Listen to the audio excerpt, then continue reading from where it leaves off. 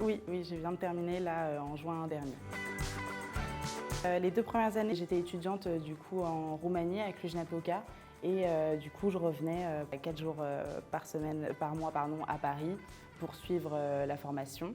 Et ensuite là, durant ma dernière année, j'avais déjà commencé à travailler, donc du coup là c'était plus facile.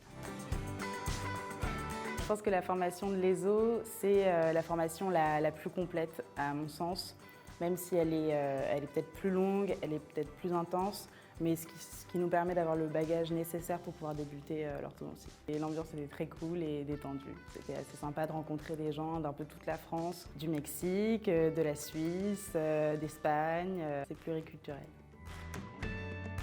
Je me rappelle une fois quand il y avait un de nos collègues, Yoni, qui avait eu des problèmes de dos et du coup on avait une de nos profs, Ruth, qui elle, comme elle associait l'orthodontie aussi avec l'ostéopathie, elle avait réussi à lui enlever ses douleurs de dos, elle l'avait allongée sur la table, c'était assez marrant comme souvenir.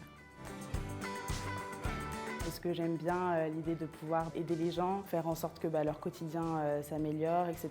J'aime bien le côté où toute la journée on parle, on a un contact humain et on n'est pas derrière un écran. Et après du coup le dentaire, ça m'a plus attirée parce que je me suis dit les études sont moins longues que la médecine et aussi les horaires sont un peu plus modulables aussi, c'est un petit peu plus pratique.